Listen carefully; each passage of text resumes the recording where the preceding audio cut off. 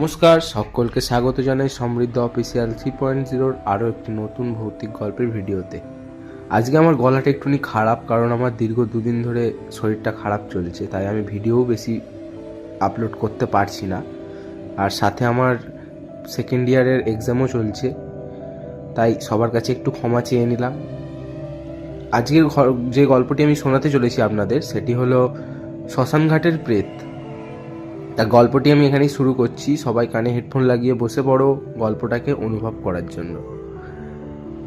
একবার এক প্রত্যন্ত গ্রামে, যাকে সবাই পীরপুর নামে চিনত, এক শ্মশানঘাট ছিল।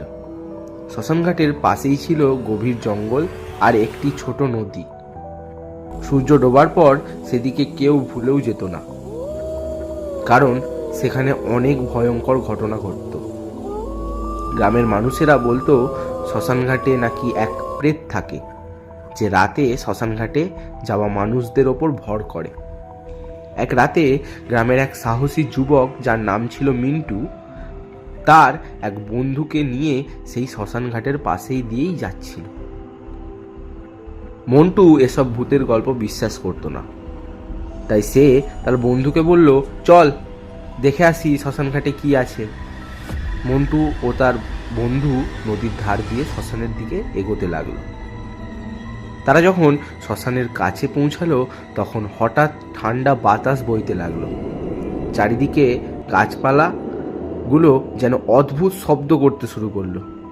তাদের মনে হলো কে যেন তাদের দিকে তাকিয়ে আছে। তারা একটু ভয় পেয়ে গিয়েছিল, কিন্তু মন্টু তার বন্ধুকে সাহস দিয়ে বলল, ভয় পাস না, চল এগোই। তারা শ্মশানের মধ্যেই ঢুকতে লাগলো। এক চিতা জ্বলছে। চিতার সামনে একটি সাদা পোশাক পরা লোক বসে আছে। লোকটির মুখ দেখা যাচ্ছিল না। মন্টু ও তার বন্ধু অবাক হয়ে গেল, কারণ তারা জানতো এই রাতে কেউ শ্মশানে থাকে না।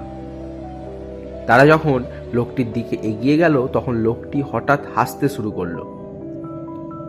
তার হাসিটা ছিল ভয়ঙ্কর, যেন বাতাস কাঁপছে। মন্টু ও তার বন্ধু ভয়ে চিৎকার করে উঠল।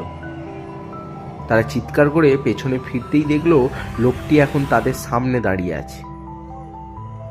তার মুখটা ছিল ভয়ঙ্কর, চোখগুলো জ্বলছিল আগুনের মতো। তার কোনো পা ছিল না, সে যেন বাতাসে ভাসছিল। মন্টু ও তার বন্ধু ভয়ে কাঁপতে লাগলো। প্রেতটি তাদের দিকে এগিয়ে এলো। মন্টুর বন্ধু ভয়ে জ্ঞান হারিয়ে ফেলল।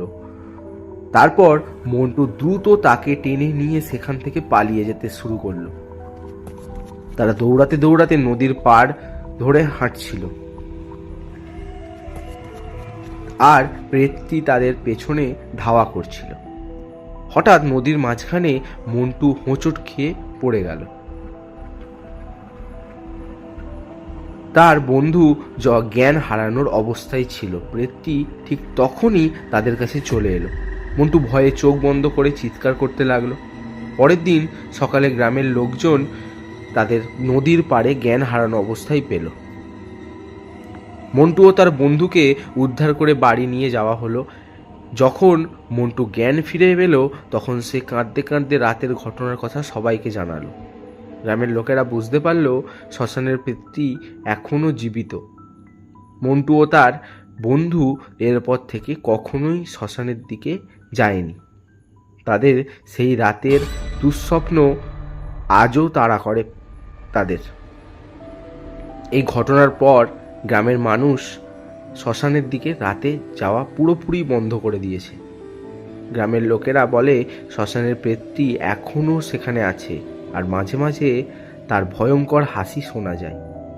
তা এই ছিল আমাদের একটি ছোট গল্প। আশা করছি ভালো লেগেছে। সবাই কমেন্টের মাধ্যমে জানিয়ে দিন। আর আরেকটা কথা বলে রাখি, সবাই যে দেখছেন আমার ভিডিওটা, সবার ভালো লাগছে কি না সেটা সবাই একটু কমেন্টে জানান, কারণ ভিউস পরিমাণ আমার কেউ কমেন্ট করছে না। আর সবাই ভিডিওটিকে একটি লাইক করে, চ্যানেলটাকে সাবস্ক্রাইব করে, বেল আইকনটাকে অলে প্রেস করে দিন, যাতে আমার শেয়ার করা প্রত্যেকটি গল্পের নোটিফিকেশান আপনার কাছে আগে পৌঁছে যায়। আজ এই পর্যন্ত। দেখা হচ্ছে আবার পরের একটি কোনো গল্প বা ঘটনার ভিডিওতে।